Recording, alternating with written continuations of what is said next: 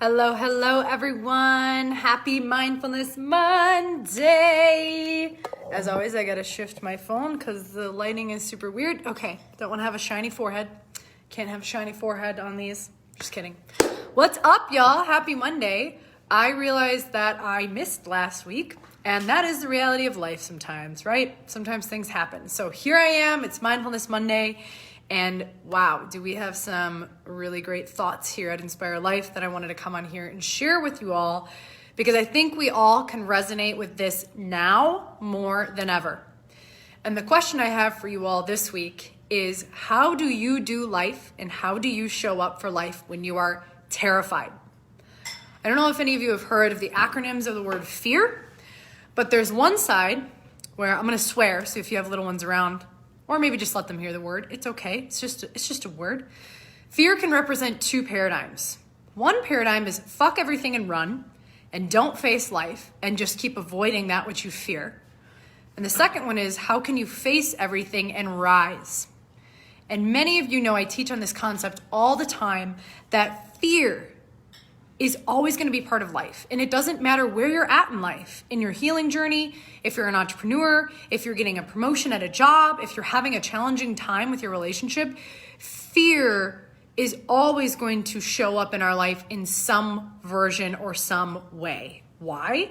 Because you have a reptilian brain and you have an amygdala and you have a mammalian brain, and fear can be a way that we protect ourselves.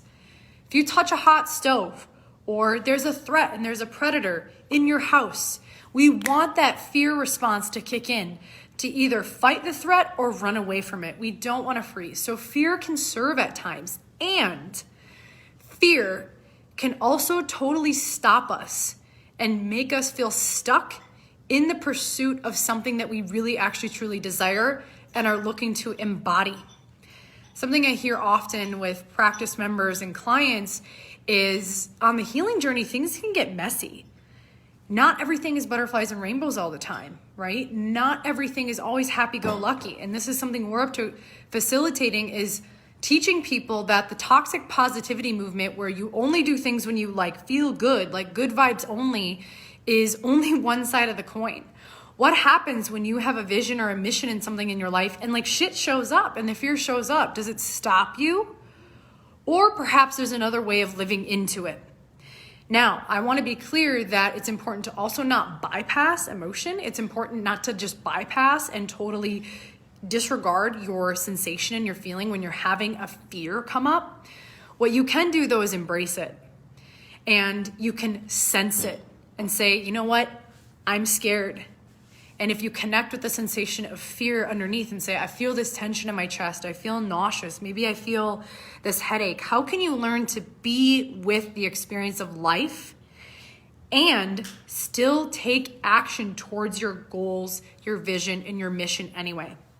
And I was sharing with our team here, there's absolutely no way that I would have been able to cultivate what Inspire Life is today to help hundreds of people come back home to their body if I let fear stop me. And I'm very big on pulling back the curtain. I have fear. Y'all, I just sat through 3 days of a mastermind, a high-level mastermind of stuff that literally terrifies me. And I get to feel it. I get to experience it. I get to tend to my inner being and take one baby action step a day. Fear is not going away, my friends. Healing is messy. Life can be messy. So my challenge for you all this week is, how can you show up in life, feel the fear, and rise into it? This is where the somato-respiratory integration really can be powerful, when you can honor that energy of discover, saying, I feel this way in my body, I'm sensing this, connect with it, engage with it, have a relationship with it, and recognize there's most likely a pattern there that gets to be resolved. And in fact, what you fear in life is exactly the deep, powerful inner medicine that holds and harnesses your inner transformation. You know, the saying is, that which we fear doing, or that which we are avoiding. You know, there's a lot of quotes out there that talk about this, but the very thing that we avoid is actually the very thing that we ought and could be inspired to do, that allows us to access deeper inner power on the other side. So that which you're avoiding is actually the answer to what you're looking for. And I know that can be fucking scary, right? When people say, well, I want to achieve this or I want to do this with my health, but XYZ. And the medicine is that. The medicine is the fear. And I don't mean pharmaceutical medicine. I mean healing medicine, inner medicine, alchemy medicine within you. So the very thing that you're avoiding is the very catalyst to your transformation. And it's also really important to know that if your nervous system has been riding on that sympathetic edge, that fight or flight, I get that when things show up and you go into a huge fear, anxiety response, we need to learn how to self-regulate that so that when challenges do arise, you can feel it, you can sense it, you can move it, you can process it, and you can keep taking action. And guess what happens? The more you learn to self-regulate and self-nourish, the more you can take embodied action in life and you become powerful.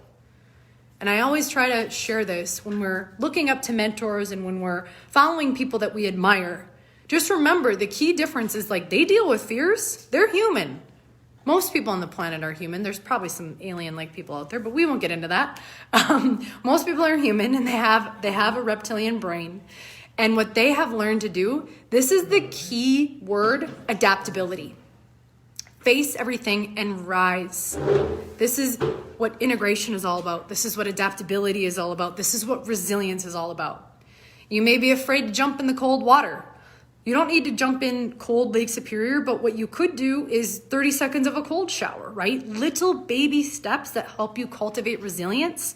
So that way when challenges show up, you have less of a fear response and you can say, ooh, I sense this. This means that there's some really amazing wisdom and transformation on the other side. So the only way out is through, and the only way to heal is to feel it, okay? And I think there's a lot of gurus out there that are bypassing things, just my personal opinion, that tell us, oh, it's okay, like just stay that way and like pray your way out of it or meditate your way out of it. When in reality, we have to feel safe in our body.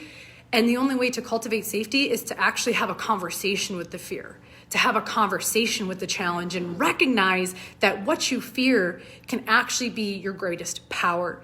And that when you feel safe in your body, your perception of that which you fear actually changes. So that's my invitation to you all this week is how can you show up in life? How can you rise and face it and not let it derail you? This is something we are going to be talking about at the Mental Emotional Mastery that I'm facilitating in April. So if you have any questions about that, reach out to me personally. And this is just a call. This is a calling forth, a loving calling forth, not a calling out, but a calling forth that anytime you're looking to stretch yourself and step into a new paradigm, you will have blockages, you will have fears, you will have challenges show up. Life is not meant to be happy-go-lucky all the time. And that you can actually do life and show up for life even in the fear, even in the challenge, and even in the tension. In Network, we talk all about how we can cultivate fear and tension as fuel for the breakthrough on the other side and actually harness, again, that inner power and strength and wisdom. We're going to be talking how to cultivate that and be with those different aspects of ourselves also at our next Soul-Filled Saturday, which is Saturday, February 12th. We're going to be doing stage 2, which is beautiful timing because stage 2 is all about recognizing the polarities and the relationships and the different sensations that we experience in life and that they're all actually part of you. So you can be fierce and you can experience fear all at the same time. And then in fact, your ability to honor all of the sides, all of the parts is really where your inner fierce power lies. So that's my challenge to you all this week. How can you show up for life? How can you be in life and let it be messy and let the fear serve you? So wishing you all a happy Mindfulness Monday. I'll see you next week. Peace, love, and keep inspiring.